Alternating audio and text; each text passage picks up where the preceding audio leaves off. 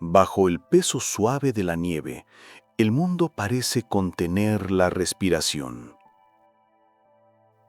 Bienvenido al Pergamino Mágico, un rincón donde el invierno se vuelve voz y las historias laten como brasas bajo la escarcha. Esta noche viajaremos al norte, a las tierras inmensas de los cuentos rusos, donde los bosques hablan con los lobos y los ríos se duermen bajo un cristal de hielo. Allí, en aldeas perdidas entre abedules y montañas, los ancianos aún recuerdan las palabras con que se espanta el frío y se llama a la esperanza. Serán relatos para dormir, cuentos tradicionales e historias relajantes nacidas del silencio blanco, del fuego que crepita, del soplo del té caliente sobre los dedos. Son cuentos para adultos y niños, para quien busca descanso y también para quien busca raíz. Relatos donde el alma humana se refleja en la nieve como en un espejo antiguo. Cierra los ojos. Imagina el crujido de la leña, el aroma del pan oscuro recién hecho, el resplandor del hogar proyectando sombras largas sobre las paredes de madera. Fuera, el viento sopla y todo calla. Dentro, la palabra se enciende. Y así comienza nuestro viaje por las tierras del norte, donde el invierno guarda secretos y los sueños caminan con paso leve sobre la nieve. La doncella de nieve. Había una vez, en una aldea pequeña, perdida entre los bosques interminables de Rusia, una pareja de ancianos que vivían solos en una isba de madera. La casa era modesta pero cálida, con una estufa grande que ocupaba casi la mitad del espacio, y ventanas pequeñas que en invierno se cubrían de escarcha, formando dibujos que parecían hechos por las hadas. El anciano se llamaba Iván y su esposa Marfa. Habían vivido juntos durante 50 años, trabajando la tierra en verano, soportando los inviernos brutales, compartiendo el pan negro y el kvás, envejeciendo juntos como dos árboles que crecen uno al lado del otro hasta que sus ramas se entrelazan. Habían sido felices, en la medida en que la vida campesina permitía la felicidad. Pero había una pena que manchaba su contentamiento como una mancha de tinta en un mantel blanco. Nunca habían tenido hijos. Habían deseado niños con toda la fuerza de sus corazones jóvenes. Marfa había rezado a todos los íconos de la pequeña iglesia del pueblo. Iván había trabajado más duro, pensando que si podía ofrecer una vida mejor, tal vez los dioses se apiadarían y les enviarían un hijo. Pero los años pasaron sin que llegaran los pies pequeños que corrieran por la isba, sin risas infantiles que llenaran el silencio de las noches largas. Y ahora eran viejos. Iván tenía la espalda encorvada por décadas de trabajo en el campo. Marfa tenía las manos deformadas por la artritis, aunque todavía podían tejer y cocinar.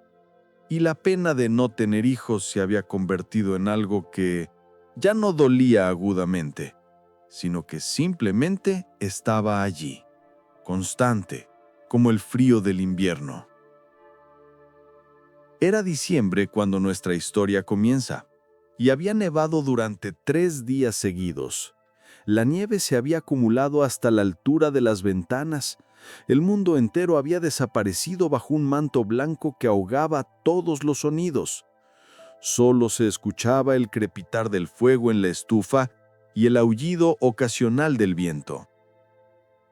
Desde la ventana de su isba, Iván y Marfa podían ver a los niños del pueblo jugando en la nieve. Habían salido en cuanto la tormenta amainó, envueltos en bufandas gruesas y gorros de lana, con las mejillas rojas por el frío y los ojos brillantes de alegría. Construían muñecos de nieve, se lanzaban bolas de nieve, hacían ángeles tumbándose en la nieve virgen y moviendo brazos y piernas. Marfa los observaba con una mezcla de ternura y melancolía. Iván, de pie detrás de ella, puso su mano en su hombro. «Ven», dijo suavemente. «Salgamos nosotros también. Hagamos un muñeco de nieve». Marfa lo miró sorprendida. «¿A nuestra edad? Los vecinos pensarán que hemos perdido el juicio». «Que piensen lo que quieran. He vivido 72 años sin hacer un muñeco de nieve. Ya es hora, ¿no crees?». Y así salieron, los dos ancianos envueltos en capas gruesas de lana, con botas forradas de piel, moviéndose lentamente sobre la nieve que crujía bajo sus pies. El aire era tan frío que dolía respirarlo, pero había una claridad en él, una pureza que hacía que todo pareciera más real, más vívido. Comenzaron a juntar nieve, formando una bola que rodaban por el suelo para que creciera. Pero mientras trabajaban, algo cambió en la intención de Marfa. En lugar de hacer un muñeco de nieve redondo y tosco como los que hacían los niños, comenzó a esculpir con más cuidado. Sus manos artríticas, olvidando su dolor, moldearon la nieve con delicadeza, formando no un muñeco, sino una figura más delicada, más hermosa. «¿Qué haces?», preguntó Iván. «Una niña», dijo Marfa, y había algo en su voz, una necesidad, un anhelo tan profundo que Iván sintió que algo se apretaba en su pecho. «Una hija de nieve». Iván asintió, incapaz de hablar, y comenzó a ayudarla. Trabajaron durante horas, mientras el sol invernal, pálido y frío, cruzaba el cielo. Esculpieron un cuerpo pequeño y delgado, brazos delicados, piernas esbeltas. Marfa formó la cabeza con cuidado infinito, moldeando rasgos finos, una nariz pequeña, labios curvados en una sonrisa apenas insinuada, ojos almendrados. Iván encontró ramitas para el cabello, colocándolas de manera que parecieran mechones largos cayendo sobre los hombros de Nieve. Cuando terminaron, retrocedieron para mirar su obra, y ambos jadearon. La figura que habían creado era extraordinariamente hermosa. No tenía el aspecto tosco y caricaturesco de un muñeco de nieve común. Parecía casi real, como si una niña de verdad se hubiera quedado inmóvil, congelada en un momento de gracia perfecta.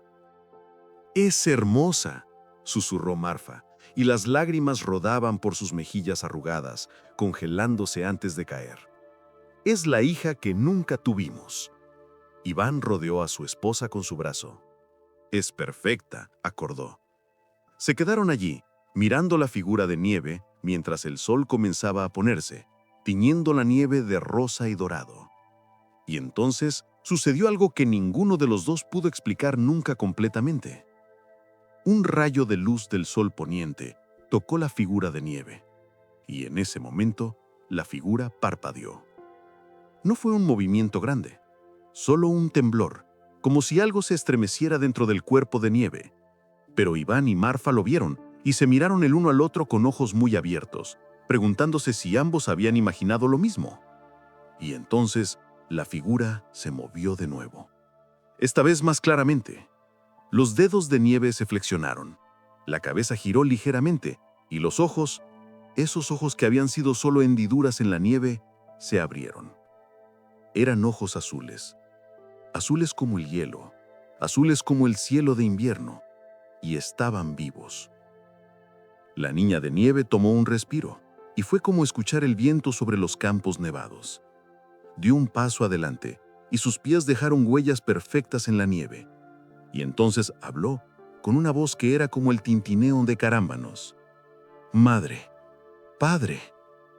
Marfa gritó, pero no de miedo, sino de alegría. Corrió hacia adelante y envolvió a la niña en sus abrazos. La niña era fría al tacto, fría como el invierno mismo, pero estaba viva. Estaba real. Estaba allí. «¿Cómo?», preguntó Iván. pero las palabras se le murieron en la garganta. La niña sonrió, y era la sonrisa más hermosa que habían visto. Me llamaron con su amor, dijo simplemente, y el invierno me escuchó. Soy suya, por este invierno al menos. La llevaron adentro. La llamaron Sneguruchka, la doncella de nieve, y desde ese momento la vida de Iván y Marfa se transformó. Sneguruchka era todo lo que habían soñado en una hija. Era amable, obediente, trabajadora, ayudaba a Marfa con las tareas de la casa, tejía, cocinaba, cantaba canciones con una voz tan pura que hacía que los pájaros se callaran para escuchar, y amaba a sus padres ancianos con una devoción que era perfecta. Pero había cosas extrañas en ella, cosas que recordaban su origen inusual. Nunca tenía calor. Mientras Iván y Marfa se acurrucaban junto a la estufa, Sneguruchka se sentaba lejos de ella, en la parte más fría de la isba. Y cuando Marfa insistía en que se acercara al fuego, la niña obedecía, pero su rostro se ponía ansioso y pequeñas gotas de agua comenzaban a formarse en su frente como sudor. Amaba el exterior, especialmente cuando nevaba. Salía a bailar bajo la nieve cayendo, girando con sus brazos extendidos, riendo con una alegría que era más de espíritu invernal que de niña humana. Y la nieve parecía amarla de vuelta. Los copos caían más suave donde ella estaba, formando patrones hermosos a su alrededor. Los niños del pueblo se sintieron atraídos hacia ella. Venían a jugar, fascinados por esta niña nueva y hermosa que había aparecido de la nada. Y Sneguruchka jugaba con ellos, construyendo fortalezas de nieve, deslizándose en trineos, haciendo figuras de hielo tan delicadas que parecían joyas. Pero nunca entraba a las casas de otros. Nunca se acercaba a sus estufas calientes. Y cuando los niños insistían, ella simplemente sonreía y decía: «Prefiero el frío». El invierno pasó, como pasan los inviernos rusos. Lentamente, poderosamente, con tormentas que duraban días y noches tan largas que el sol parecía no existir. Y durante todo ese tiempo, Sneguruchka floreció. Era más hermosa cada día, más radiante, más viva. Iván y Marfa eran más felices de lo que habían sido nunca. Finalmente tenían la hija que habían anhelado. La casa estaba llena de risas. Las comidas ya no eran silencios tristes, sino conversaciones alegres. Y cuando se acostaban por la noche, podían escuchar a Sneguruchka en su rincón de la isba, cantando suavemente canciones sobre ríos congelados y bosques blancos. Pero luego llegó febrero, y con él los primeros indicios de que el invierno no duraría para siempre. Los días comenzaron a alargarse. El sol, aunque todavía pálido, permanecía en el cielo un poco más cada día. Y Sneguruchka comenzó a cambiar. Se volvió más callada. Pasaba horas mirando por la ventana, observando el sol con algo que parecía miedo. Ya no cantaba tan a menudo, y cuando Marfa le preguntaba qué le pasaba, la niña solo sonreía tristemente y decía: «Nada, madre. Solo estoy cansada». La nieve comenzó a derretirse. Los carámbanos que colgaban del techo de la isba comenzaron a gotear. Los caminos se volvieron lodosos, y Sneguruchka se debilitó visiblemente. Su piel, siempre pálida, se volvió casi transparente. Se movía más lentamente. Pasaba todo su tiempo fuera ahora, incluso por la noche, acostándose en los últimos parches de nieve que quedaban, como si tratara de absorber su frío. Marfa estaba desesperada.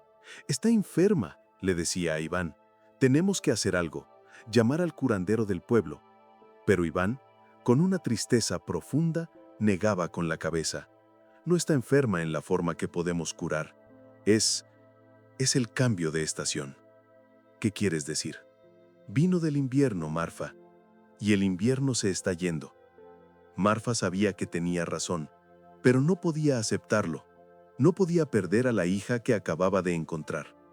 Y entonces llegó el día más cálido hasta el momento. Era a principios de abril. El sol brillaba con una intensidad que no había tenido en meses. La nieve había desaparecido casi completamente, excepto en los rincones más profundos del bosque. Y los niños del pueblo, deleitados por el clima cálido, decidieron hacer una celebración. «Sneguruchka», gritaron, viniendo a la isba de Iván y Marfa. «Ven con nosotros. Vamos a hacer una hoguera en el claro del bosque. Saltaremos sobre ella. Es tradición. Trae buena suerte para la primavera. Snegurochka, sentada en el rincón más frío de la isba, negó la cabeza. No puedo, susurró. Por favor, no será divertido sin ti. Y Marfa, sin entender completamente, sin querer creer lo que sabía en su corazón, dijo: Ve, hija mía, diviértete con los otros niños. Has estado tan triste últimamente, tal vez esto te anime. Snegurochka miró a su madre con esos ojos azules como el hielo, y en ellos había tanto amor, tanta tristeza, tanto adiós, que Marfa sintió que su corazón se rompía. Si es lo que deseas, madre, dijo Snegurochka suavemente, iré. Se levantó, moviéndose como si le doliera cada paso. Los niños la rodearon, tomándola de las manos, arrastrándola hacia el bosque. Iván y Marfa los siguieron de distancia. Algo en ellos, sabiendo que necesitaban estar ahí, que necesitaban presenciar lo que iba a suceder. En el claro del bosque, los niños habían construido una hoguera grande. Las llamas saltaban hacia el cielo, naranjas y rojas, y hermosas. Los niños bailaban alrededor de ella, cantando, riendo. Y luego, uno por uno, comenzaban a saltar sobre las llamas. Era tradición saltar sobre el fuego de primavera para quemar lo viejo y dar la bienvenida a lo nuevo. Snegurochka se quedó atrás, mirando el fuego con terror en sus ojos. Pero los niños insistían. Tu turno, Snegurochka, salta. Ella negó la cabeza, pero ellos seguían animándola, sin entender, sin ver que estaba temblando. Salta, salta, salta. Y finalmente, con una última mirada hacia Iván y Marfa, que estaban al borde del claro, Snegurochka corrió hacia el fuego. Saltó. Y en el momento en que cruzó las llamas, se derritió. No hubo grito, no hubo dolor. Simplemente se deshizo como nieve bajo el sol, convirtiéndose en vapor, en niebla, en nada. Una nube de humedad se elevó donde había estado, brillando por un momento en la luz del fuego, y luego incluso eso desapareció. Los niños gritaron, confundidos, asustados, pero Iván y Marfa simplemente se quedaron ahí, con las manos entrelazadas, llorando en silencio. Su hija se había ido. Su regalo del invierno había vuelto al invierno. Esa noche, de vuelta en su isba, que ahora parecía más vacía que nunca, Marfa lloró como nunca había llorado. Iván la sostenía, llorando él también, los dos ancianos acurrucados junto a la estufa, que Snegurochka nunca había podido amar. Fue real, ¿verdad? Sollozó Marfa. No lo imaginamos. Estuvo aquí.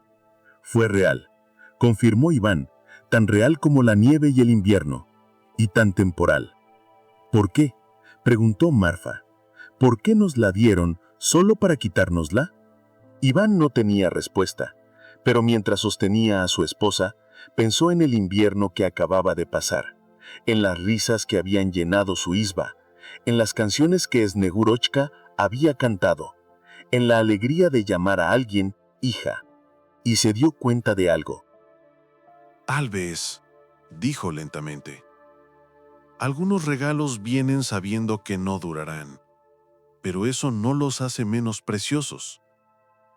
Tuvimos un invierno con ella, Marfa, un invierno completo. Y ese invierno fue más rico, más lleno de vida que todos los años que pasamos solos. Tal vez eso era todo lo que podíamos tener, y tal vez eso es suficiente. Marfa lloró más fuerte, pero asintió contra su pecho, porque sabía que tenía razón. Los años pasaron. Iván y Marfa envejecieron más, y finalmente, cuando su tiempo llegó, murieron con pocos meses de diferencia, como suelen hacer las parejas que han vivido juntas durante décadas. Pero se dice que cada invierno, cuando cae la primera nevada, una figura puede verse en el bosque cerca de donde estaba su isba. Una niña hermosa con cabello de ramitas y ojos azules como el hielo, bailando bajo los copos que caen, cantando canciones sobre amor, y pérdida y la belleza de las cosas efímeras. Es Snegnoshka, dicen, la doncella de nieve, volviendo cada invierno para recordar a aquellos que la aman, recordándonos que algunos amores son como la nieve, hermosos, puros y destinados a derretirse. Pero mientras están aquí, hacen que el mundo entero brille. Y tal vez esta historia nos susurra algo que necesitamos recordar, que no todo lo que amamos está hecho para durar para siempre, pero eso no hace que ese amor sea menos real o menos valioso, que a veces un momento de verdadera alegría vale más que años de tibieza segura, y que los regalos más preciosos a menudo vienen con la conciencia de su propia fragilidad, enseñándonos a apreciar cada instante mientras dura.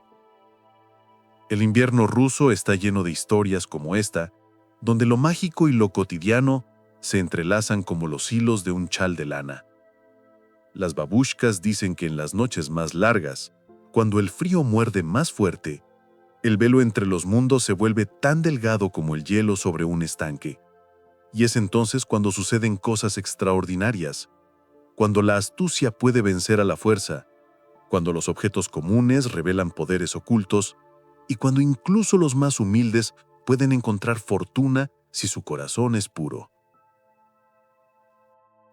La siguiente historia nos lleva de la nieve del invierno a la isba de una familia campesina, donde descubriremos que a veces la verdadera riqueza no es la que brilla como el oro.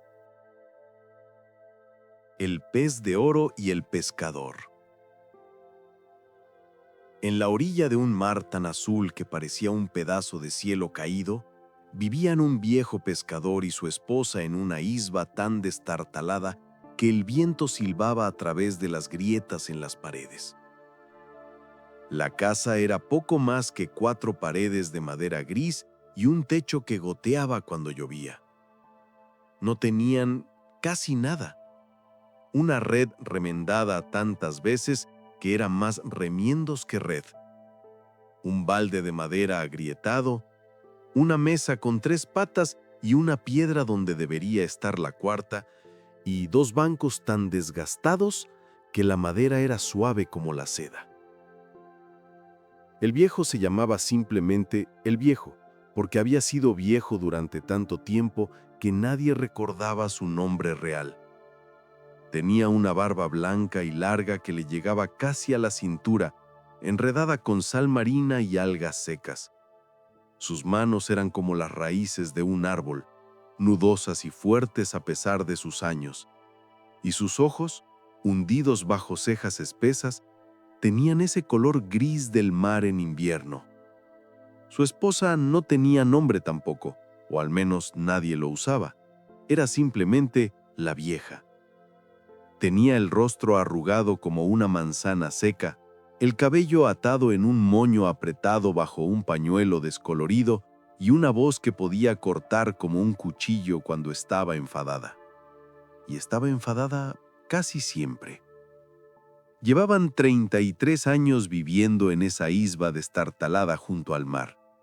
33 años de pobreza que parecía no tener fin. El viejo salía cada día con su red, pescaba lo que podía y volvía con apenas lo suficiente para que comieran. A veces capturaba 3 peces, a veces 2. Una vez no capturó ninguno durante una semana entera y sobrevivieron comiendo algas que la vieja hervía hasta volverlas comestibles. No tenían hijos, no tenían amigos, solo se tenían el uno al otro, y la mayoría de los días eso parecía más una maldición que una bendición.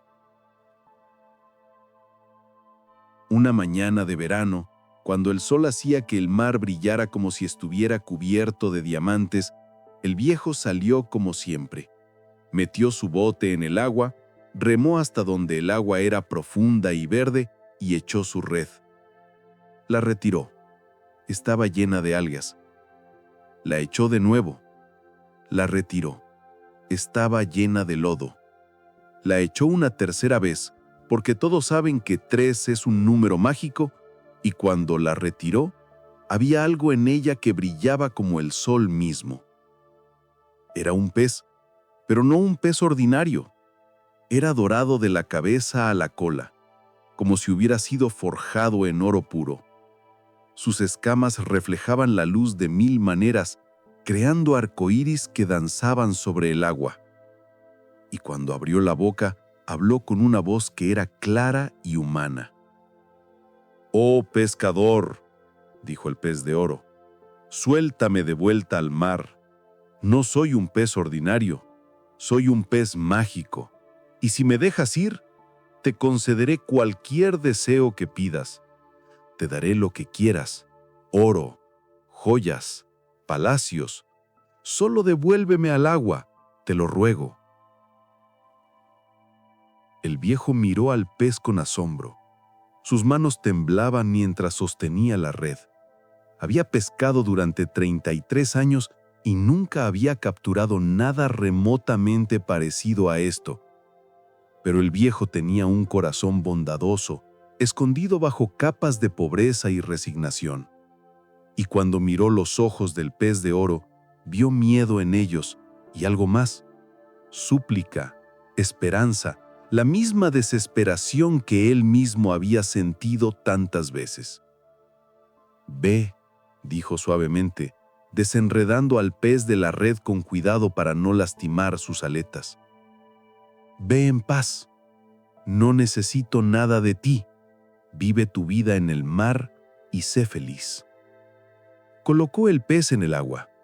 Por un momento el pez de oro flotó allí, mirándolo con esos ojos extraños e inteligentes. «Eres bondadoso, pescador. Recuerda, si alguna vez necesitas algo, solo ven a la orilla y llámame. Estaré en deuda contigo mientras viva». Y con un movimiento de su cola dorada, desapareció en las profundidades azules. El viejo remó de vuelta a la orilla. No había pescado nada ese día, pero se sentía extrañamente en paz. Había hecho lo correcto. Eso tenía que contar para algo. Cuando llegó a la isba, la vieja estaba esperándolo en la puerta, con los brazos cruzados y el ceño fruncido. «¿Qué traes?», preguntó bruscamente. «Nada», admitió el viejo. «¿Nada? ¿Estuviste fuera todo el día y traes nada? ¿Qué vamos a comer? ¿Aire?». «Bueno, capturé algo», dijo el viejo, y le contó sobre el pez de oro. Esperaba que ella se maravillara, que compartiera su asombro. Pero en cambio, la vieja se puso roja de furia. «Idiota, imbécil, capturaste un pez mágico que podía concederte cualquier cosa y lo dejaste ir sin pedir nada. ¿Qué clase de tonto eres?». «Pero el pez me suplicó», comenzó el viejo. «No me importa, vuelve ahora mismo. Ve a ese pez y pídele algo. Mira esta isba, mira estas paredes con agujeros. Al menos pídele un balde nuevo. El nuestro está tan agrietado que perdemos la mitad del agua antes de llegar del pozo a la casa». El viejo suspiró. Cuando la vieja se ponía así, era más fácil obedecer que argumentar. Así que volvió al mar. Se paró en la orilla donde las olas besaban la arena y llamó. «Pez de oro, ven a mí, necesito pedirte algo, aunque no quiero molestarte». El mar se agitó. Las olas crecieron un poco más altas, y el pez de oro emergió, saltando del agua con un arco brillante. «¿Qué necesitas, bondadoso pescador?», preguntó. «Mi esposa, bueno, ella quiere un balde nuevo. El nuestro está agrietado». El pez de oro hizo un sonido que podría haber sido una risa. «¿Solo eso? Ve a casa. Tu esposa tendrá su balde nuevo». El viejo volvió a casa, y efectivamente, allí en el umbral había un balde nuevo, hecho de madera sólida, sin una sola grieta. Pero la vieja apenas lo miró. «¿Un balde?», dijo con desdén. ¿Le pediste solo un balde a un pez mágico? Podrías haber pedido algo útil. Ve y pídele una artesa nueva. La nuestra está tan podrida que apenas sirve para lavar la ropa. El viejo, con el corazón pesado, volvió al mar.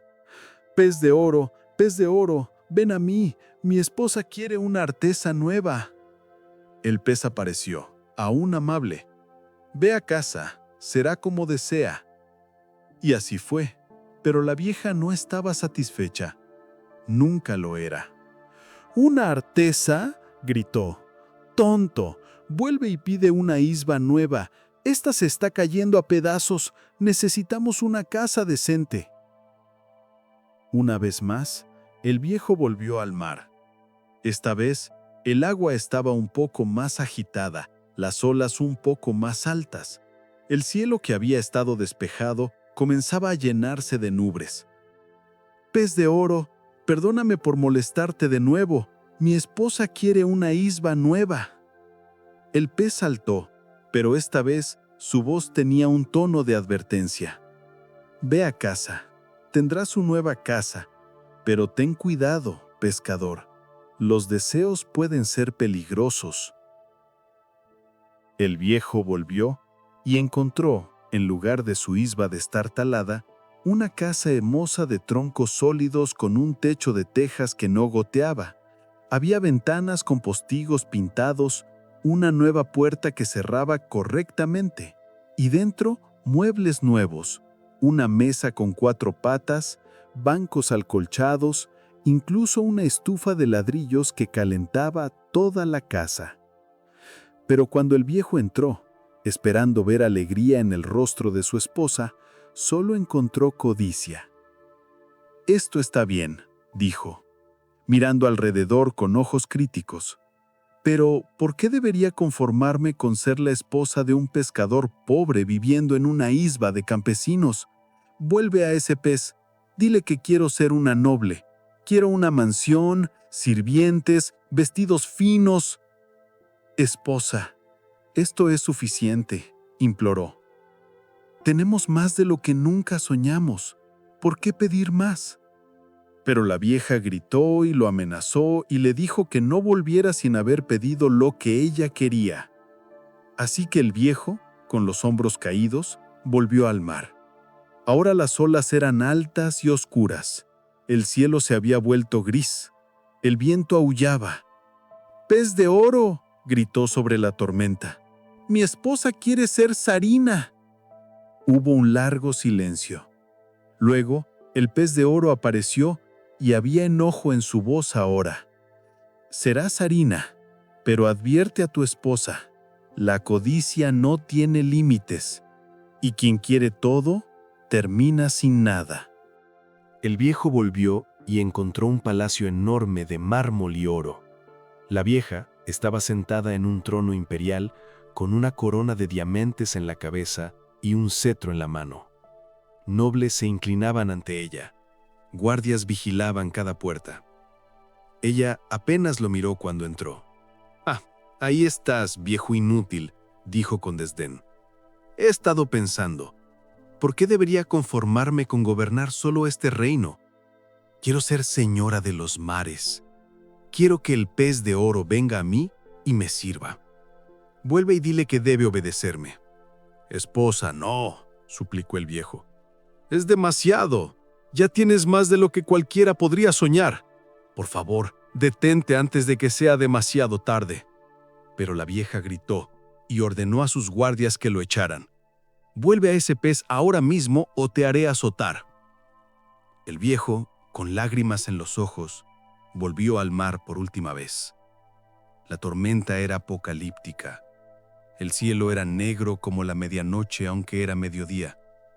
Las olas eran tan altas como montañas. Los relámpagos rasgaban el cielo. El trueno rugía como 1000 cañones. «¡Pez de oro!», gritó el viejo apenas audible sobre la tormenta. «Mi esposa quiere ser señora de los mares. Quiere que tú la sirvas». Hubo un silencio terrible. Incluso la tormenta pareció detenerse por un momento. Y entonces el pez de oro apareció, más grande de lo que había sido antes, brillando con una luz que era casi cegadora. «Suficiente», dijo la voz del pez, resonando como trueno. «Tu esposa ha ido demasiado lejos. La codicia ha consumido su corazón. Que vuelva a lo que era». Y con eso, el pez desapareció en las profundidades y nunca más fue visto. El viejo, temblando y empapado, caminó de vuelta a casa. El palacio había desaparecido. La mansión había desaparecido. Incluso la isba nueva había desaparecido. En su lugar estaba la isba vieja y destartalada, con sus paredes agrietadas y su techo que goteaba. Y sentada en el umbral, vestida con sus trapos viejos y sucios, estaba la vieja. Tenía en las manos el balde viejo y agrietado. Se miraron durante un largo momento, y en los ojos de la vieja, por primera vez en 33 años, el viejo vio algo que no había visto antes. Vergüenza. «Lo siento», susurró ella, y su voz era pequeña, quebrada. «Lo tenía todo y lo quise todo, y ahora no tenemos nada de nuevo». El viejo se sentó a su lado en el umbral. El sol estaba saliendo entre las nubes. El mar, después de la tormenta, era tranquilo como cristal.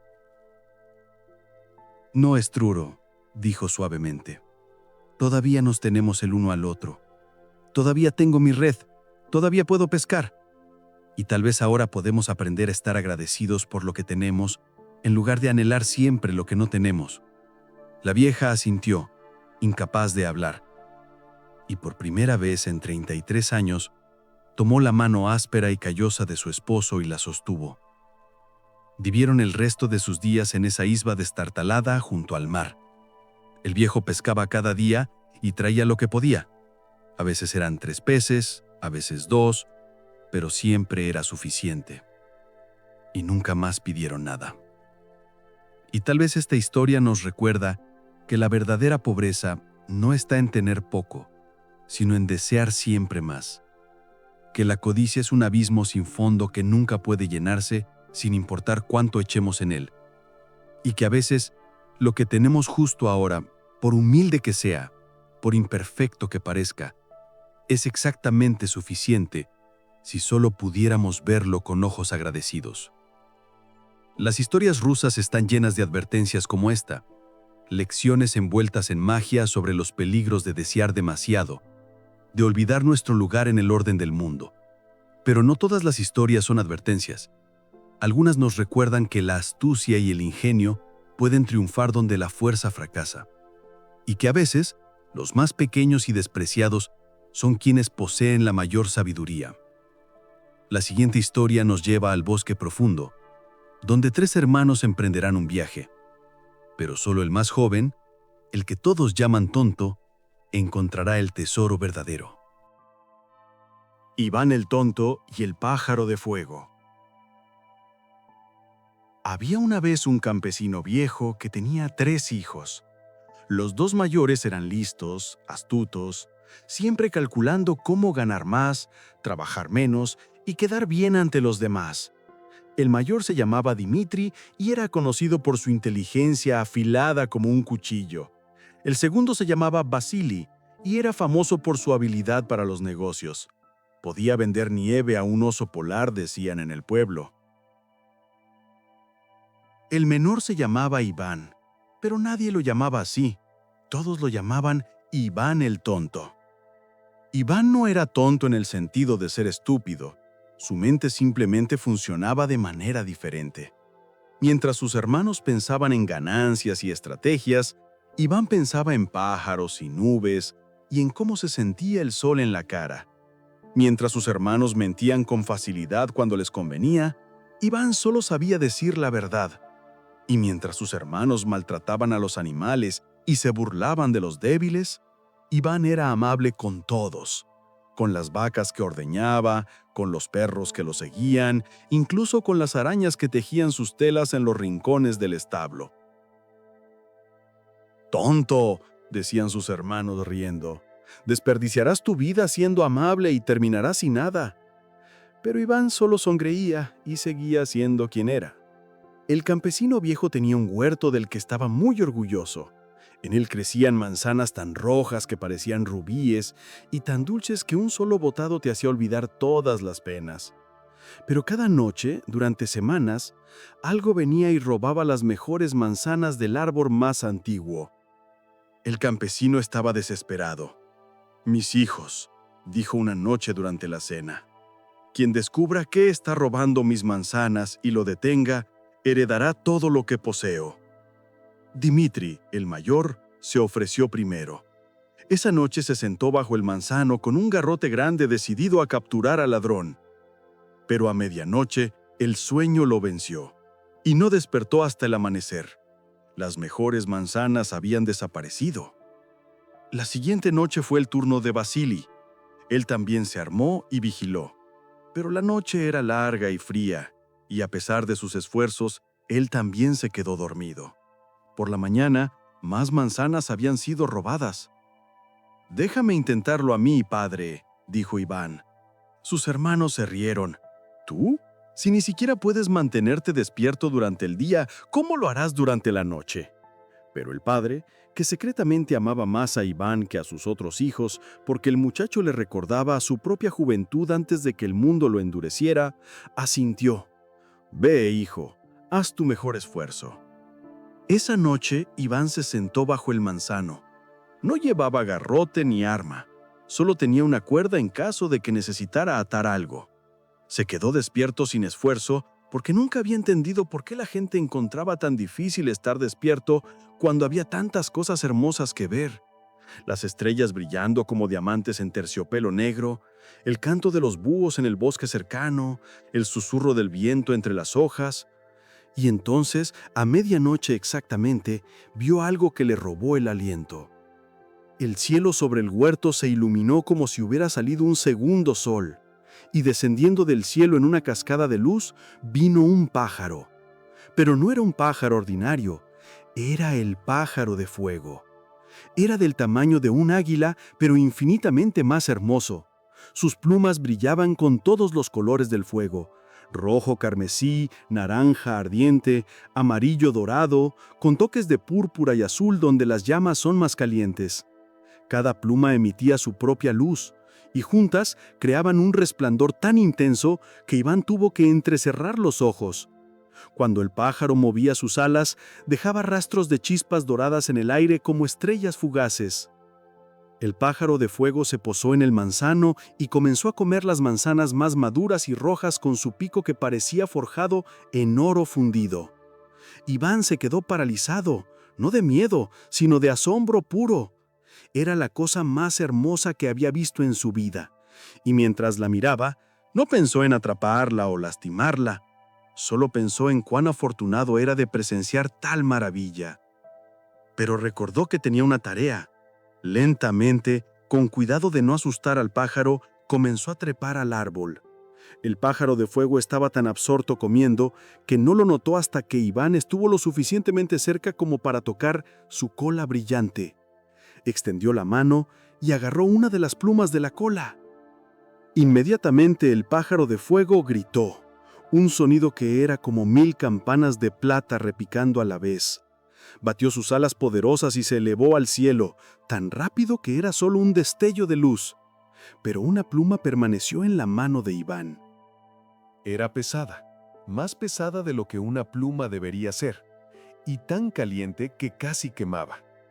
Pero también era indescriptiblemente hermosa, brillando con su propia luz interior, incluso sin el pájaro presente.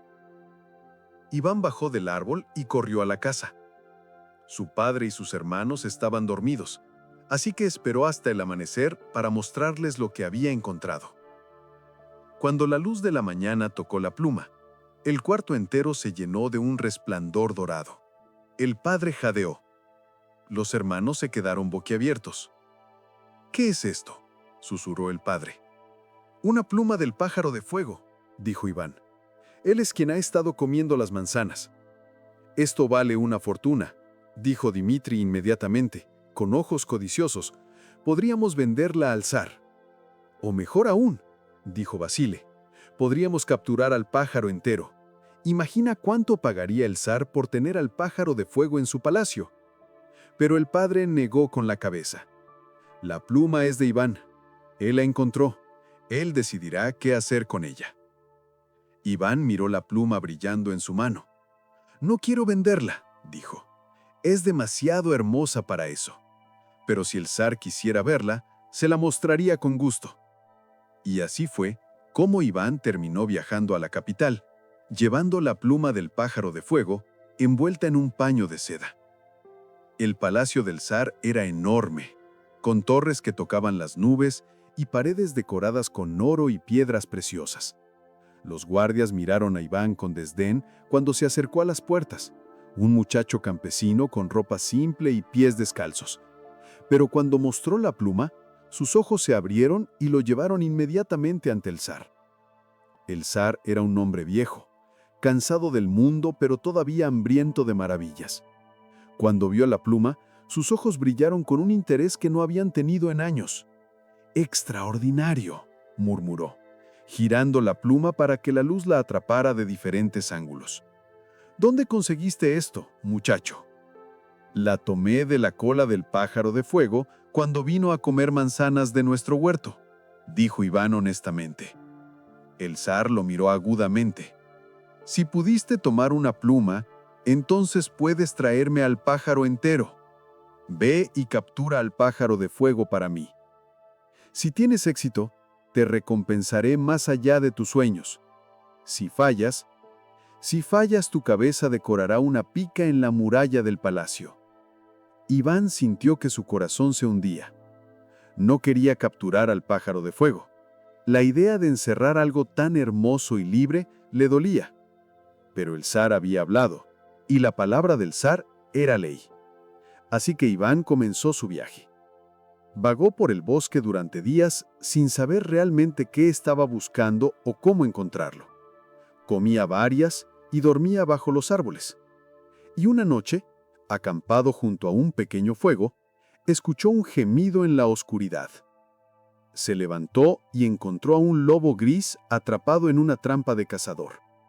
El metal había mordido profundamente en la pata del lobo, y el animal estaba débil por la pérdida de sangre y el esfuerzo de tratar de liberarse. Iván no lo pensó dos veces. Se acercó, hablándole suavemente al lobo para calmarlo, y con cuidado abrió la trampa. El lobo podría haberlo atacado. Iván no tenía armas, pero cuando el lobo miró los ojos de Iván, vio solo bondad allí. Iván rasgó su propia camisa para hacer vendajes y envolvió la pata herida del lobo. Compartió su comida escasa con el animal, y cuando el lobo estaba lo suficientemente fuerte, esperaba que corriera de regreso al bosque. Pero el lobo no corrió. En cambio habló, porque este era un lobo mágico del tipo que aparece en las historias rusas. «Iván, me salvaste la vida cuando podrías haberme dejado morir o incluso matarme para comer mi carne. Por esto, estoy en deuda contigo. ¿Qué buscas en este bosque?» Iván le contó sobre el pájaro de fuego y la amenaza del zar. El lobo asintió. «Conozco dónde vive el pájaro de fuego. Está en un jardín más allá del reino del sol poniente, custodiado por muros altos y guardias vigilantes. Sube a mi lomo, te llevaré hasta allí». Iván subió y el lobo corrió. No corría como corren los lobos normales, corría como el viento mismo, tan rápido que los árboles se volvían borrosos y el suelo desaparecía bajo ellos. Corrieron días que se sintieron como horas, cruzando bosques y ríos, montañas y valles. Finalmente llegaron a un muro alto de piedra blanca que brillaba bajo la luna. Más allá del muro, Iván podía ver un jardín lleno de árboles plateados con hojas de oro. Y en el árbol más alto, durmiendo con la cabeza bajo el ala, estaba el pájaro de fuego. «Escúchame con cuidado», dijo el lobo.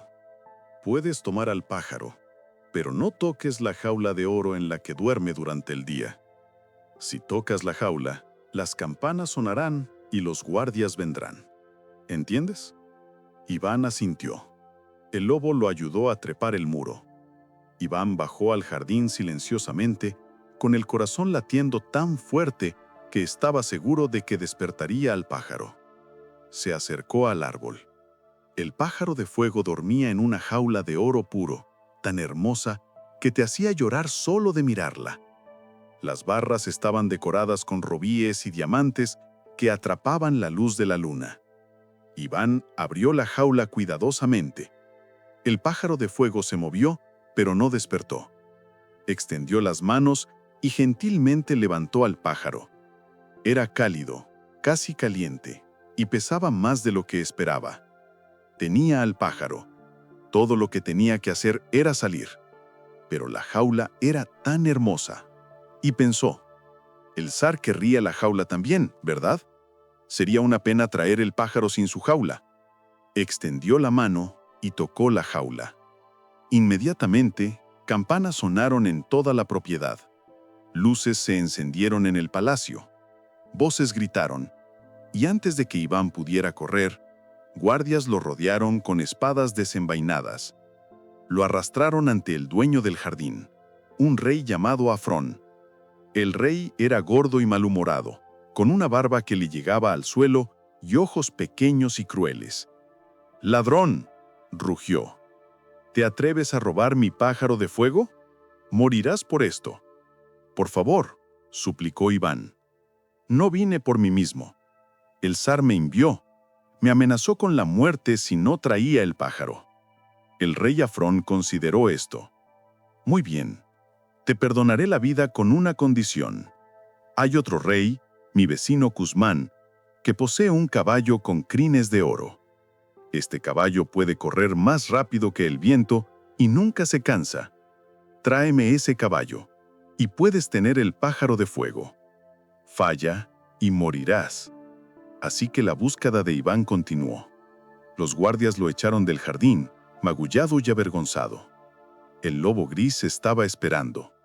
«Te advertí que no tocaras la jaula», dijo. Pero su voz no era cruel. «Pero lo hecho, hecho está. Sube a mi lomo, te llevaré donde el rey Cusmán». Corrieron de nuevo, durante días, hasta que llegaron a otro reino. Este palacio estaba hecho de mármol negro que brillaba como agua de noche. Y en el establo, custodiado por más guardias, había un caballo tan hermoso que te rompía el corazón. Su pelaje era blanco como la nieve fresca. Su crin y cola eran de oro puro y verdadero, fluyendo como agua líquida. Y sus ojos eran inteligentes, casi humanos en su comprensión. «Puedes tomar el caballo», susurró el lobo, «pero no toques la brida de oro colgada en la pared. Si lo haces, las campanas sonarán». Iván asintió. Había aprendido su lección. Se deslizó en el establo. Los guardias estaban dormidos. El caballo lo miró, pero no hizo ruido. Iván le habló suavemente, acariciando su cuello, ganando su confianza. El caballo inclinó la cabeza, permitiéndole montar. Tenía el caballo.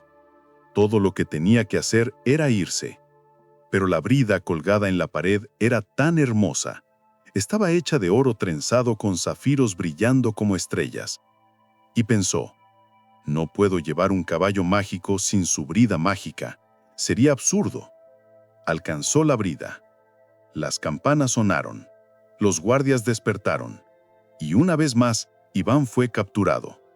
El rey Cusmán era más joven que Afrón, pero igual de codicioso.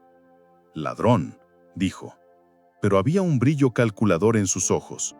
«Podrías morir por esto, pero haré un trato contigo. En el reino más allá del bosque oscuro, vive la princesa Yelena la Hermosa. Tráemela para que sea mi esposa y puedes tener el caballo con crines de oro. Falla y tu cabeza rodará». El lobo suspiró cuando Iván le contó lo que había sucedido. «2 veces te advertí, 2 veces desobedeciste, pero eres bondadoso de corazón y eso cuenta para algo. Una vez más te ayudaré. Sube». Viajaron durante días a través del bosque más oscuro que Iván había visto. Los árboles eran tan densos que ninguna luz del sol llegaba al suelo. cosas se movían en las sombras, cosas con ojos brillantes y respiración pesada. Pero nada se atrevía a acercarse al lobo gris.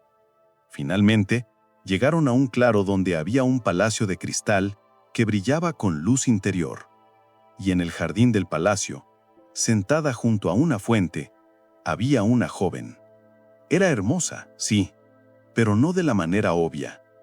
Su belleza estaba en la inteligencia de sus ojos, en la gracia de sus movimientos, en la sonrisa suave que jugaba en sus labios mientras leía un libro. Iván la miró y sintió algo que nunca había sentido antes, como si una parte de él que había estado dormida toda su vida acabara de despertar. «Ve y háblale», dijo el lobo, «pero ten cuidado, esta tarea es la más difícil de todas». Iván bajó del lobo y entró en el jardín. Caminó hacia la princesa Yelena con piernas temblorosas. Ella levantó la vista de su libro cuando se acercó. No gritó ni llamó a los guardias, solo lo miró con curiosidad. «Hola», dijo Iván, y de repente todas las palabras lo abandonaron. «¿Cómo le dices a alguien que has venido a secuestrarla?» «Hola», respondió ella. «Te ves muy preocupado. Siéntate y cuéntame qué te trae aquí». Y así, sentado junto a la fuente, con la luz del sol filtrándose a través del cristal del palacio, Iván le contó todo. Sobre el pájaro de fuego y el zar y las amenazas, sobre el caballo con crines de oro, y sobre cómo el rey Kuzmán quería que ella fuera su esposa y había amenazado con matar a Iván si no la traía. Esperaba que se enojara o se asustara, pero en cambio, ella rió. Era una risa como campanas de plata. «El rey Kuzmán es viejo, gordo y malo», dijo. «No tengo intención de casarme con él, pero tú, Iván, tú eres honesto. Viniste aquí con la intención de secuestrarme, pero en cambio me contaste la verdad. Eso es raro». «No podía mentirte», dijo Iván simplemente. «No sé cómo mentir». «Lo sé», dijo ella. «Puedo verlo en tus ojos, y por eso te ayudaré. Iré contigo al rey Kuzmán, pero debes prometerme algo. Cualquier cosa. Prométeme que no dejarás que se case conmigo. Encuentra una manera de salvarme antes de que eso suceda». «Lo prometo», dijo Iván, y era una promesa que haría aunque le costara la vida.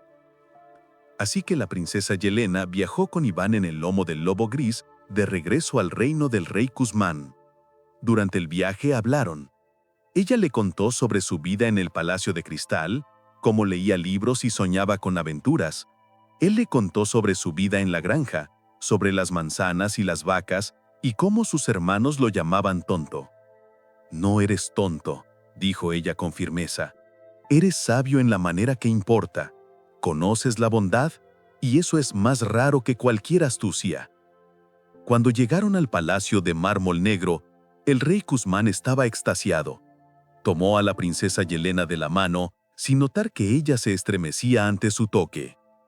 «¡Excelente!», exclamó. «Tendrás el caballo, y ahora me prepararé para mi boda». Pero mientras los guardias llevaban a Iván al establo para darle el caballo, el lobo gris habló. «Escúchame, Iván. Toma el caballo, pero antes de irte, regresa y pregunta si puedes despedirte de la princesa. Cuando te lleven a ella, yo haré algo. Confía en mí». Iván hizo lo que el lobo dijo. Pidió despedirse de la princesa Yelena. El rey Kuzmán, de buen humor por su próxima boda, lo permitió. «5 minutos», gruñó. Llevaron a Iván al cuarto donde la princesa estaba siendo preparada para la boda. En el momento en que abrió la puerta, el lobo gris saltó, tomó a la princesa Yelena en su lomo y corrió. Corrió tan rápido que los guardias apenas vieron un destello gris. Corrió con Iván y la princesa, dejando al rey Kuzmán gritando de furia detrás de ellos. «¡Pero no tengo el caballo!», gritó Iván sobre el viento de su velocidad. «Espera», dijo el lobo. Corrieron por horas, y cuando finalmente se detuvieron, el lobo se sacudió. Y donde había estado el lobo, Ahora había un caballo idéntico al de crines de oro. «Es magia», explicó el lobo. «Me convertiré en el caballo. Entrégamelo al rey Afrón. Él pensará que tiene lo que quiere, pero a medianoche volveré a mi forma verdadera y correré de regreso a ti.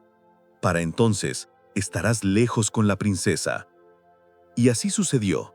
Iván entregó el caballo al rey Afrón, quien estaba tan complacido que le dio el pájaro de fuego en su jaula de oro sin dudarlo. Iván y la princesa Yelena escaparon en el caballo real con crines de oro, llevando al pájaro de fuego. Y a medianoche, el lobo gris apareció junto a ellos, habiendo escapado del rey Afrón cuando la magia se rompió. Viajaron de regreso al reino del zar. Durante el viaje, Iván y la princesa Yelena se enamoraron del tipo de amor que surge cuando dos almas se reconocen a una a la otra. No era el amor de cuentos de aires que sucede instantáneamente. Era el amor que crece del respeto, la conversación, el entendimiento compartido. Cuando llegaron al palacio del zar, Iván entregó el pájaro de fuego. El zar estaba extasiado. ¡Extraordinario!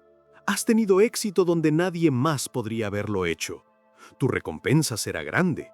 Puedes tener oro, tierras, un título noble. No quiero nada de eso, dijo Iván. Solo quiero permiso para casarme con la princesa Yelena. El zar miró a la princesa. Era tan hermosa que su resplandor llenaba el salón del trono. ¿Una princesa para un campesino? Es inusual, pero apropiado, dijo la princesa Yelena, tomando la mano de Iván. He conocido a reyes y príncipes. Todos son iguales, codiciosos, egoístas, crueles. Pero Iván es diferente. Es bondadoso. Y prefiero pasar mi vida con un hombre bondadoso en una isba humilde que con un rey cruel en un palacio. El zar, que no era del todo malo, solo viejo y cansado, asintió. Que así sea entonces. Te casarás con tu campesino. Y como regalo de bodas, te daré tierras y una casa donde puedan vivir. Así que Iván el tonto, quien no era tonto en absoluto, sino sabio de la manera más importante, se casó con la princesa Yelena la Hermosa. Vivieron en una isba hermosa en el borde del bosque, con el caballo con crines de oro pastando en sus campos, y el pájaro de fuego visitándolos a veces por la noche, libre como siempre debió ser. El lobo gris se quedó con ellos también, viviendo en el bosque cercano, pero viniendo a menudo a visitarlos. Y cuando tuvieron hijos, los niños crecieron escuchando historias sobre cómo su padre había viajado por el mundo, había cometido errores, había aprendido de ellos y había encontrado amor a través de la bondad simple de decir la verdad. Y en cuanto a sus hermanos, Dimitri y Vasili, se enteraron de su fortuna y vinieron con las manos extendidas, esperando participar de su riqueza. Pero Iván, aunque los perdonó por sus años de burlas, no les dio nada que no se hubieran ganado. En cambio, les ofreció trabajo en sus campos, donde podrían aprender finalmente que la verdadera riqueza no viene de la astucia o la codicia, sino del trabajo honesto y el corazón bondadoso. Y si aprendieron esa lección o no, bueno, esa es otra historia para otra noche. Y tal vez esta historia nos recuerda que el mundo llama a tontos a quienes se niegan a comprometer su bondad por ganancia, que la astucia sin corazón puede ganar batallas pero pierde guerras, y que a veces el mayor regalo no es obtener lo que buscábamos, sino descubrir en el camino quiénes somos realmente y qué es lo que verdaderamente importa. Las historias rusas tienen un sabor particular, ¿verdad? Ese toque de melancolía mezclado con magia, esa sabiduría que reconoce tanto la crueldad del mundo como la posibilidad de bondad en medio de ella. Son historias nacidas de inviernos largos, donde la supervivencia dependía tanto de la astucia como del corazón, donde la comunidad era todo y el individualismo podía matarte. Una última historia clásica guarda en este pergamino ruso, una que nos llevará al corazón mismo del bosque oscuro, donde vive la criatura más temida y más sabia del folclore eslavo. Prepárate para conocer a Baba Yaga, la bruja que es tanto terror como salvación. Vasilisa la Sabia y Baba Yaga. Había una vez, en un pueblo tan pequeño que ni siquiera tenía nombre, una niña llamada Vasilisa. Su madre había muerto cuando ella tenía 8 años, dejándola con un padre bondadoso pero débil. Un hombre que amaba a su hija pero que necesitaba desesperadamente una esposa que cuidara de la casa. Antes de morir, la madre de Vasilisa la había llamado a su lado. Con manos temblorosas por la fiebre, le había dado una muñeca pequeña, tallada en madera con tanto cuidado que parecía casi viva. «Escúchame, hija mía», había susurrado la madre moribunda. «Guarda esta muñeca siempre contigo. Aliméntala cuando comas, cuéntale tus penas y cuando necesites ayuda, pregúntale qué hacer. Ella te guiará. Es mi último regalo para ti, mi amor puesto en madera y magia». Vasilisa había tomado la muñeca con lágrimas rodando por sus mejillas, y esa misma noche su madre había cerrado los ojos y no los había vuelto a abrir. Pasaron 2 años. El padre de Vasilisa se volvió a casar, porque un hombre solo con una hija no podía manejar una granja. La nueva esposa era una viuda que traía consigo 2 hijas de su primer matrimonio. La madrastra tenía un rostro que podría haber sido hermoso si no estuviera siempre torcido en expresiones de desdén y amargura. Sus 2 hijas eran como versiones más jóvenes de ella, bonitas en la superficie, pero feas por dentro, con corazones estrechos y lenguas afiladas. Desde el primer día odiaron a Vasilisa. No era difícil entender por qué. Vasilisa era hermosa con esa belleza que viene de dentro, ojos amables, sonrisa genuina, gracia natural en cada movimiento. Pero más que eso, era buena. Trabajaba duro sin quejarse. Era amable con los animales, ayudaba a los vecinos. Y la gente del pueblo la amaba, mientras que apenas toleraban a la madrastra y sus hijas. La madrastra no podía soportarlo, así que hizo lo que hacen las madrastras crueles en los cuentos rusos. Convirtió la vida de Vasilisa en un infierno. Le daba las tareas más duras: acarrear agua del pozo más lejano, limpiar la casa entera sola, lavar montañas de ropa en el río helado y trabajar en los campos bajo el sol abrasador. Las hermanas se sentaban comiendo dulces mientras Vasilisa trabajaba hasta que le dolían los huesos. Pero cada noche, cuando todos dormían, Vasilisa sacaba su muñeca, le daba un poco de su cena escasa, apenas unas migajas de pan y un sorbo de leche, y la muñeca cobraba vida, moviendo sus bracitos de madera, parpadeando sus ojos pintados. «No llores, Vasilisa», decía la muñeca con una voz que sonaba exactamente como la de su madre. «Duerme. La mañana es más sabia que la noche. Todo estará bien». Y milagrosamente, cuando Vasilisa despertaba, las tareas ya estaban hechas.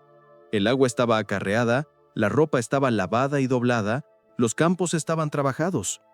La muñeca la ayudaba en secreto, movida por el amor de su madre muerta. Esto enfurecía aún más a la madrastra, quien no podía entender cómo Vasilisa completaba todo el trabajo y aún así se veía descansada y hermosa. Sospechaba magia y no estaba equivocada. Los años pasaron. Vasilisa creció hasta convertirse en una joven de 16 años, tan hermosa que los jóvenes del pueblo venían a pedir su mano.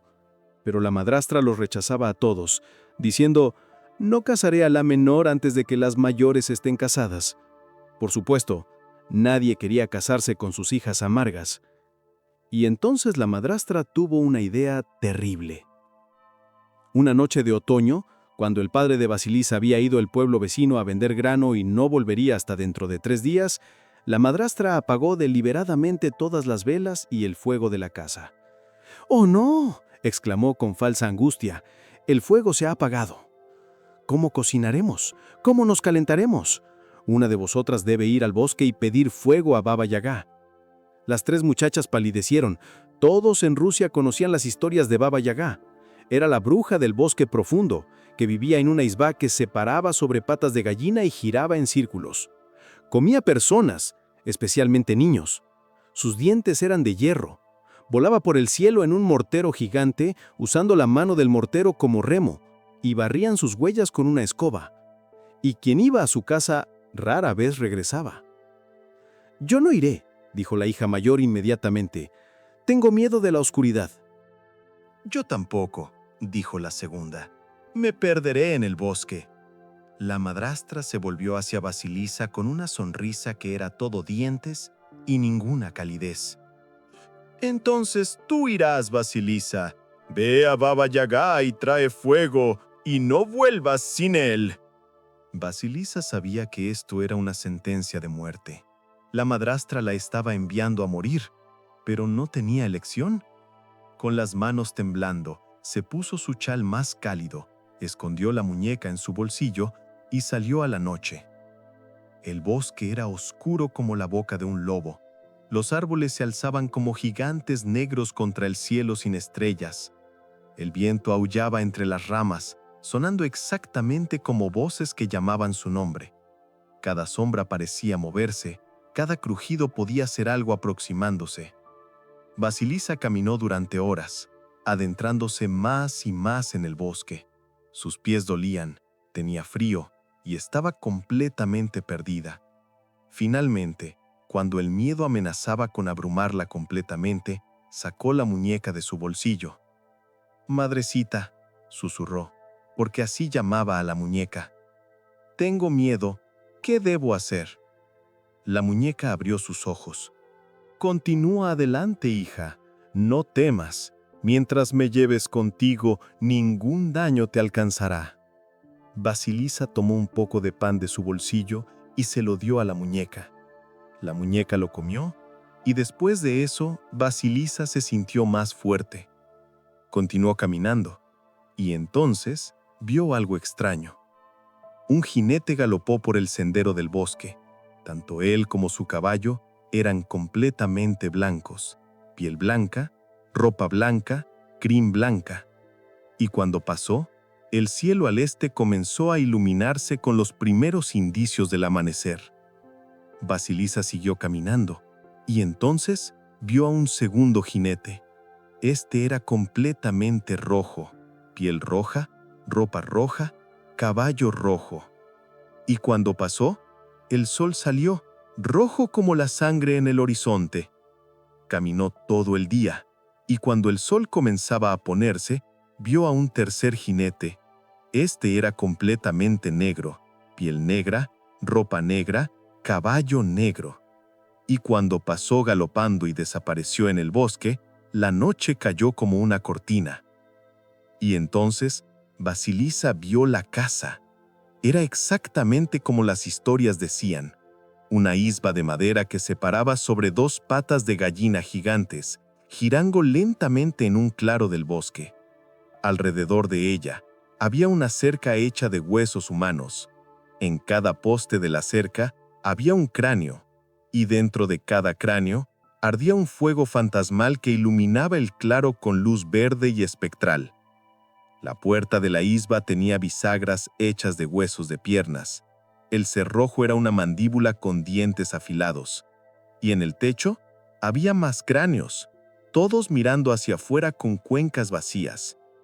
Vasilisa quería correr, pero no había dónde correr, y la muñeca en su bolsillo se sintió cálida, confortante. Mientras estaba allí, paralizada por el miedo, escuchó un ruido terrible. Era como el aullido del viento mezclado con el traqueteo de huesos, y entonces vio a Baba Yaga. Venía volando a través del cielo en su mortero, remando con la mano del mortero, barriendo sus huellas con una escoba hecha de ramas de abedul. Era vieja, tan vieja que podría haber existido desde antes de que el mundo tuviera nombre. Su nariz era larga y goncuda, casi tocando su mentón. Sus dientes eran de hierro oxidado, su cabello era gris y salvaje como raíces de árbol, y sus ojos eran como pozos profundos, donde podías caer para siempre. El mortero aterrizó con un golpe que hizo temblar el suelo. Baba Yaga bajó, y era tan alta que su cabeza casi tocaba las ramas de los árboles. «¡Fu! ¡Fu!», gritó, olfateando el aire. «Huelo carne rusa. ¿Quién se atreve a venir a mi casa? ¿Vienes de voluntad propia o fuiste enviada?» Vasilisa, Temblando, pero recordando las enseñanzas de su madrastra sobre ser siempre honesta, habló. «Fui enviada, abuela. El fuego de nuestra casa se apagó. Mi madrastra me envía a pedirte fuego». «Ah», dijo Baba Yaga, y sus ojos brillaron con una luz que podía ser hambre o podía ser interés. «Conozco a tu madrastra. Es tan mala como la mantequilla rancia. Te envió aquí esperando que te comiera. ¿Y aún así veniste?» «No tuve otra opción, abuela». «Siempre hay opción, niña. Podrías haber corrido, podrías haber huido a otro pueblo, pero veniste directamente al corazón del peligro. ¿Por qué?» Basilisa pensó en esto. «Porque mi padre volvería a casa y encontraría la casa fría y oscura, y se preocuparía. No podía dejar que eso sucediera». Baba Yaga la estudió con esos ojos terribles. «Bien, te daré fuego, pero nada es gratis en este mundo, niña. Trabajarás para mí durante 3 días. Si completas las tareas que te doy, tendrás tu fuego. Si fallas…» Y aquí sonrió, mostrando todos sus dientes de hierro.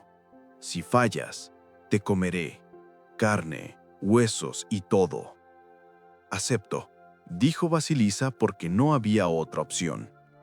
Baba Yaga chasqueó sus dedos huesudos. La isba dejó de girar. La puerta, con sus cerrojos de mandíbula, se abrió. «Entra entonces y prepara mi cena. Estoy hambrienta después de volar toda la noche».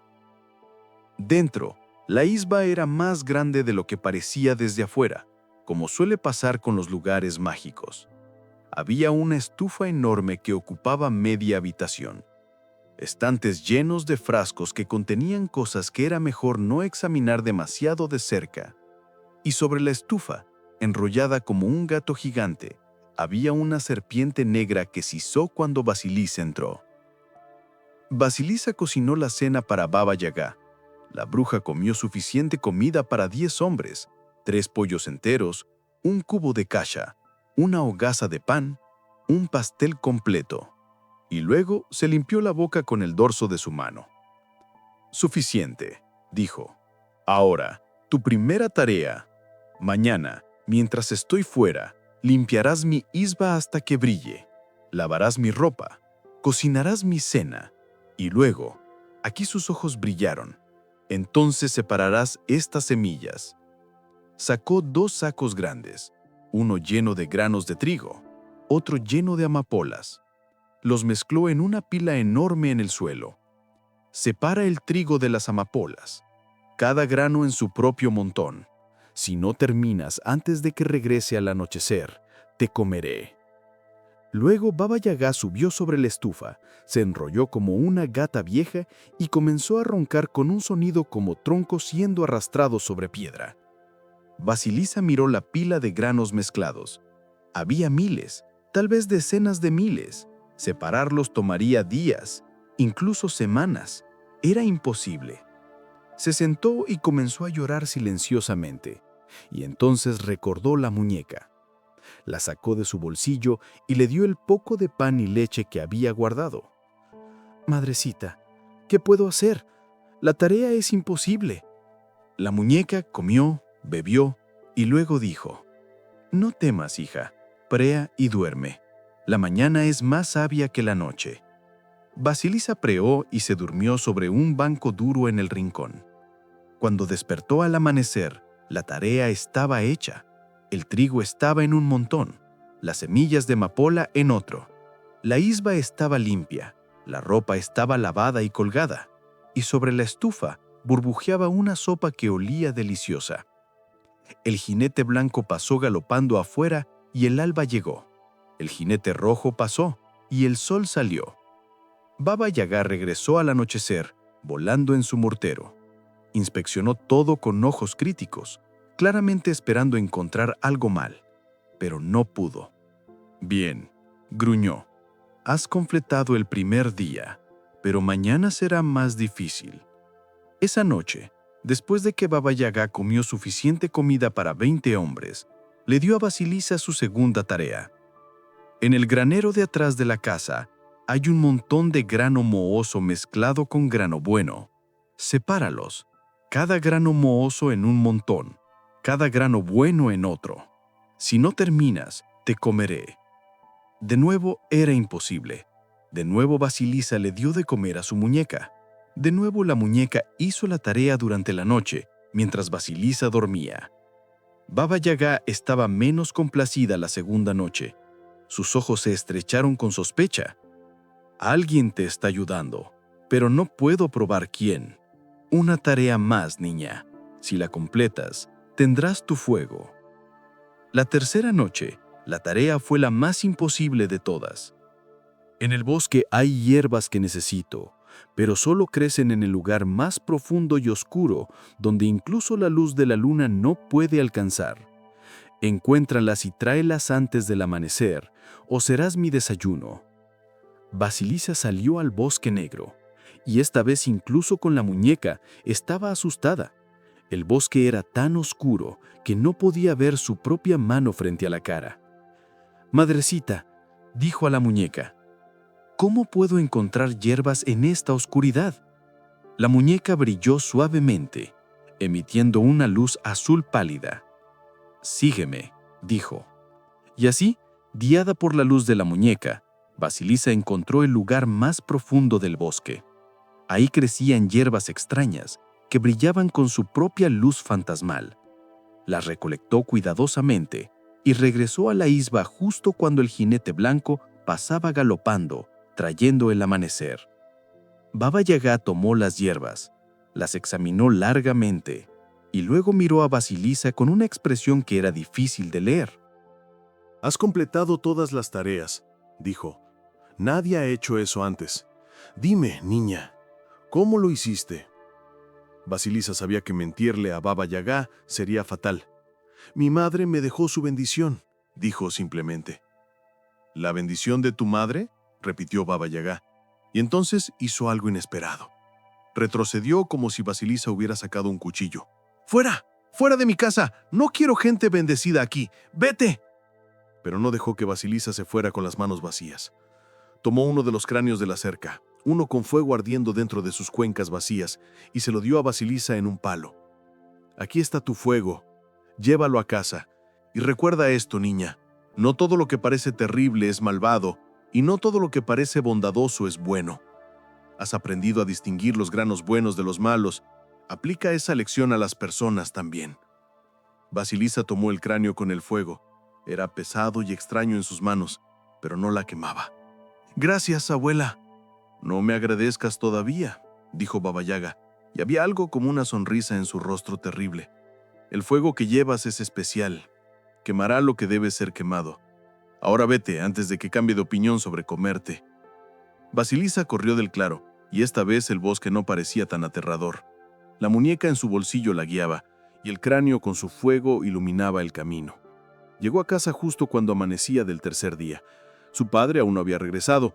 La madrastra y sus dos hijas estaban sentadas en la oscuridad y el frío, porque sin Vasilisa allí no habían podido mantener el fuego encendido ni completar ninguna de las tareas de la casa. «¡Finalmente!», gritó la madrastra cuando Vasilisa entró. «¿Trajiste el fuego?». «Sí», dijo Vasilisa, y colocó el cráneo con el fuego ardiendo en la mesa. El fuego en el cráneo brilló más. Sus ojos vacíos parecieron mirar alrededor de la habitación, y entonces el fuego saltó. No hacia Vasilisa, hacia la madrastra y sus dos hijas. Ellas gritaron, trataron de correr, pero el fuego las persiguió, envolviéndolas, quemándolas hasta que no quedó nada más que ceniza. Sucedió tan rápido que Vasilisa apenas pudo procesar lo que había visto. Cuando el padre regresó a casa esa noche, Vasilisa le contó todo. Él lloró por un momento, no porque amara a su segunda esposa, pero porque la muerte siempre es triste. Pero luego abrazó a su hija y le dio gracias por estar viva. Los años pasaron. Vasilisa creció hasta convertirse en una mujer conocida en toda la región por su sabiduría. Ya no era solo hermosa, era sabia, de la manera que solo puede ser cuando has enfrentado el terror y has sobrevivido. Se casó finalmente con un buen hombre que la amaba no solo por su belleza, sino por su fuerza y su sabiduría. Y cuando tuvo hijas propias, les contó la historia de Baba Yaga. Recordado le decía que lo que parece más terrible a menudo contiene las lecciones más importantes. Baba Yaga podría haberme comido, pero en cambio me enseñó a completar tareas imposibles, a confiar en la bendición de mi madre y a ver la verdad de las personas. Y el fuego que me dio quemó la falsedad y la crueldad de mi vida. Y guardó la muñeca siempre, hasta el día en que murió, y entonces, siguiendo la tradición de su madre, se la dio a su propia hija, pasando adelante el amor y la protección de generación en generación, como debe ser. En cuanto a Baba Yaga, todavía vive en su isba sobre patas de gallina en lo profundo del bosque, y todavía come a los niños tontos que entran en su territorio sin respeto. Pero para aquellos que vienen con corazones puros y coraje verdadero, a veces, solo a veces, es maestra en lugar de monstruo. Y esa es la naturaleza de las cosas en Rusia, que el terror y la sabiduría son a menudo la misma cosa, vista desde diferentes ángulos. Y tal vez esta historia nos susurra que las pruebas más difíciles de la vida a menudo vienen disfrazadas de imposibilidad, que lo que parece destinado a destruirnos puede en cambio transformarnos en algo más fuerte, y que la bendición de quienes nos amaron, incluso después de que se hayan ido, permanece con nosotros, ayudándonos a atravesar los bosques oscuros que inevitablemente debemos recorrer. Todas estas historias que hemos compartido esta noche bajo el cielo ruso sembrado de estrellas tienen algo en común. ¿Lo has sentido? Hablan de supervivencia en medio de la dureza, de encontrar belleza en lo efímero, de sabiduría nacida no de libros, sino de enfrentar lo que más temes. Son historias que no endulzan la vida, sino que la muestran tal como es, hermosa y terrible a la vez, como el invierno mismo. Snegurochka, la doncella de nieve, nos recordó que algunos amores están destinados a derretirse, pero eso no los hace menos preciosos, que el dolor de la pérdida es el precio que pagamos por haber tenido algo tan hermoso que valió la pena amar. El viejo y su esposa con el pez de oro nos enseñaron que la codicia es un abismo sin fondo y que a veces lo que tenemos ya es suficiente, si solo pudiéramos verlo con ojos agradecidos. Iván el Tonto nos mostró que la bondad simple es más poderosa que toda la astucia del mundo, y que quienes el mundo llama tontos, a menudo son los más sabios. Y Basilisa nos llevó al corazón del terror, para descubrir que las pruebas imposibles pueden transformarnos en algo más fuerte de lo que éramos. Estas historias nacieron en una tierra donde el invierno puede matar, donde el bosque es tanto refugio como peligro, donde la supervivencia dependía de saber cuándo ser astuto y cuándo ser bondadoso, cuándo luchar y cuándo aceptar. Son historias rusas hasta la médula, melancólicas pero no desesperadas, duras pero con un corazón cálido escondido bajo capas de nieve. Y en todas ellas hay magia, no la magia de trucos o ilusiones, sino la magia de lo que sucede cuando te niegas a rendirte. Cuando alimentas a la pequeña muñeca con tus últimas migajas de pan. Cuando liberas al pez dorado porque es lo correcto, aunque no ganes nada. Cuando dices la verdad incluso cuando mentir sería más fácil. Cuando caminas hacia el bosque oscuro, aunque cada parte de ti quiera correr en la dirección opuesta. Esa es la magia real, y está disponible para todos nosotros si tenemos el coraje de alcanzarla. Gracias por permitirme acompañarte en este viaje nocturno a través de El Pergamino Mágico. Ha sido un honor compartir contigo estas historias relajantes que han mantenido calientes los corazones rusos durante siglos de inviernos largos. Estos cuentos tradicionales, estas fábulas para descansar, son mi ofrenda para tu noche. Si estas palabras han tocado algo en tu interior, si estos cuentos para adultos han resonado con alguna verdad que reconoces, te invito a suscribirte a este refugio de relatos para dormir. Cada semana desenrollamos nuevas historias de diferentes tierras, diferentes culturas, pero todas con ese hilo común de sabiduría humana que nos conecta a través del tiempo y el espacio. Este canal, El Pergamino Mágico, existe para ofrecerte esta narrativa contemplativa cada vez que la necesites, como una estufa cálida en medio de la tormenta. Y si ya te encuentras en ese lugar entre el sueño y la vigilia, Si tus pensamientos comienzan a deshacerse como nieve derritiéndose, entonces simplemente deja que estas historias rusas se asienten en tu corazón como los primeros copos de la primera nevada, silenciosos, puros, transformando todo lo que tocan.